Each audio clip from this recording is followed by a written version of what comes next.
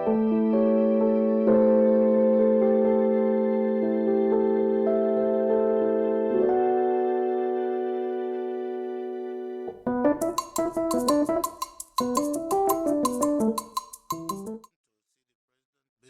to thank him and appreciate his visit to Imo State. You recall he was in Imo State on official visit where he commissioned some strategic projects built by my administration and also used that opportunity to had a town hall meeting with critical stakeholders and leaders of the Southeast. And that for me was a very huge success. So I have to come to show appreciation and to thank Mr. President. Basically, that is the main purpose of my coming, and took that opportunity also to brief him on the security situation in Imo State and remarkable successes we've recorded within the short period after his visit.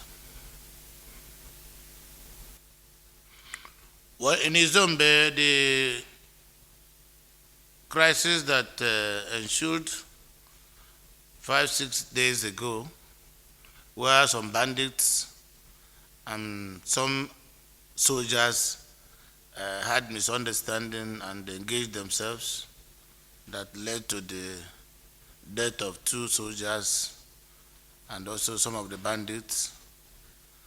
Prominent among the bandits was one of the key prisoners that escaped from Owerri Correctional facility. That led to reprisal attack, and houses were burnt. Only yesterday I had a town hall meeting with the entire community. I met with the leaders in the palace of the traditional ruler, and the town hall meeting with critical stakeholders from the area. And we have agreed to embrace peace. And going forward, I have constituted a committee to look into the matter, come up with recommendations as to how we can support the community with some palliative measures. As at this morning, we've sent relief materials to homes that were displaced as a result of that incident.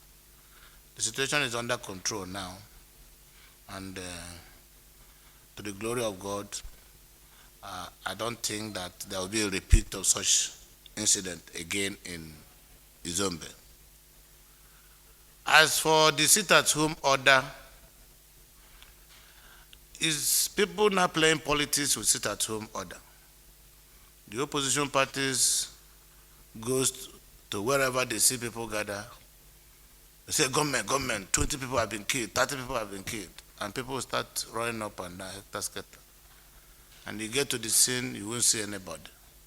Recall at the beginning of this incident, I told you people in this hall that the issue of IPOB has been politicized. And I recall so many questions from you people, which I took time to explain. The sit-at-home order is also being politicized, because those issuing the order are faceless. Those issuing the sit-at-home order are faceless. We've not seen anybody, either through a broadcast or through a publication in any newspaper, directing people to sit at home.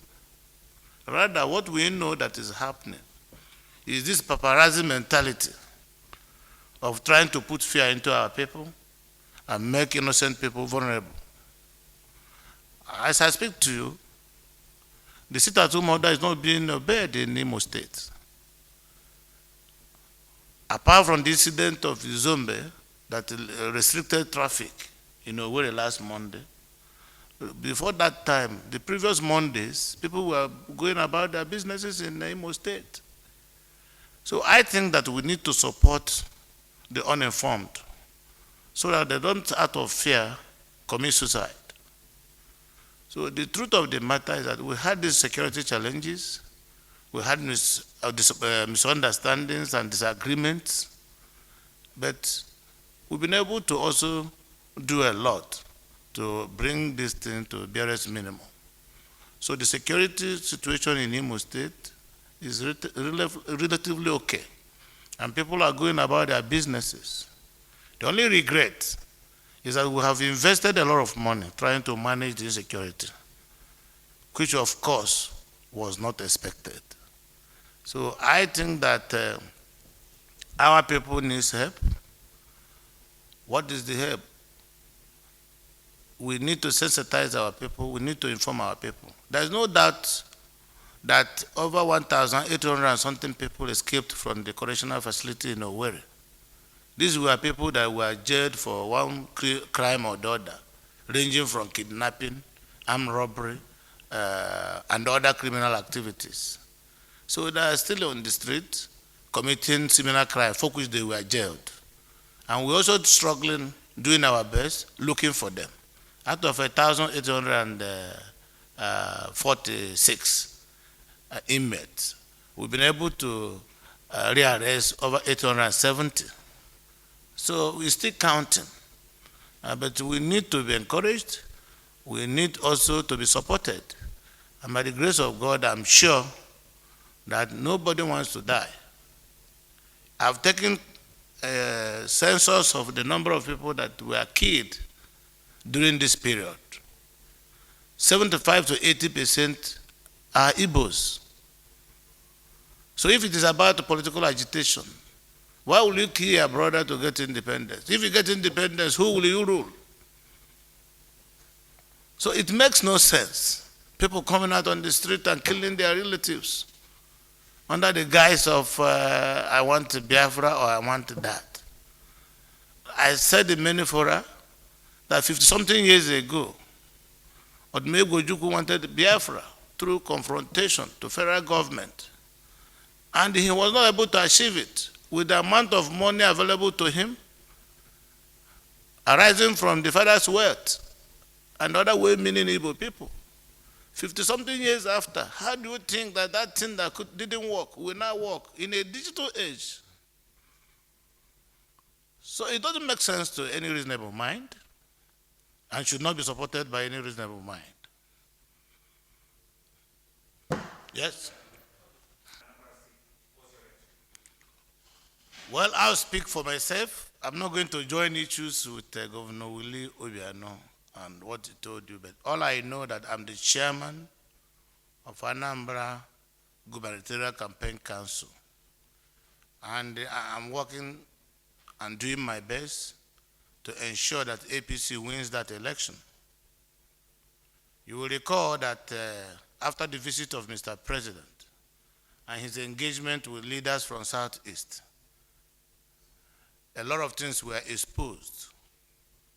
The interventions of federal government in the Southeast, the progress report of the second Niger Bridge, the progress report of Port Harcourt to Enugu Road, the progress report of Onitsha to Enugu Road, the progress report of Owerri to Aba Road.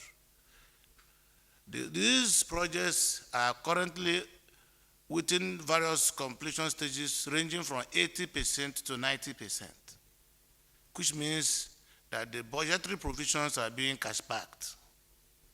Very good intention of federal government. I don't want to believe that it's through lamentation or condemning a man who is in office that somebody will use to take over from him. So the people of Anambra State who were also in that gathering have discovered the genuineness of the president and his policies vis-a-vis as it concerns the Igbos, and have seen that it is only through national politics, which some of us have been serious advocates of, that the Southeast will rapidly develop. Therefore, our people are now willing to join the winning team, and the winning team is APC, the party. As at the last count, 8 members of the House of Representatives, it's not only APGA, PDP, APGA, they've joined the APC. Only this afternoon, the Deputy Governor of Anambra State joined the APC and has been presented to Mr. President. So what is remaining?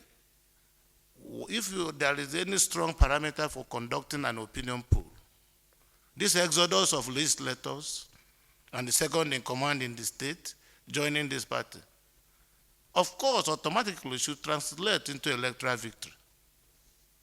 That means that APC is working. So I don't want to lament. In political program, you can lobby people. And I don't think APC has money to start buying people or giving people money. All we did was try to convince our people through persuasion and counseling. And they are now joining the party. By the grace of God, the way we are going, I wouldn't be surprised if everybody in Anambra declares for APC before the election, including the governor.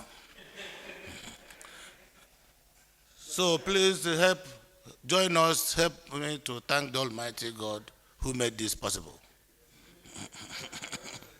Yes.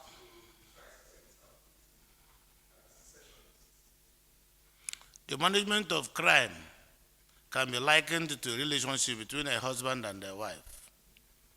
It's not everything they do to keep peace in the family that are discussed at the sitting room. Most times, discussions in the bedroom produces better result than the one in the living room. Take it, I think I've spoken.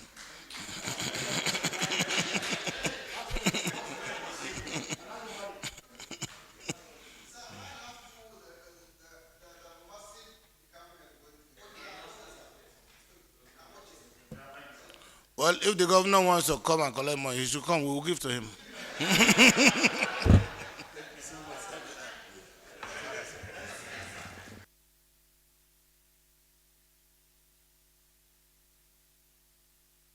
Thanks for checking out SYMFONI on YouTube.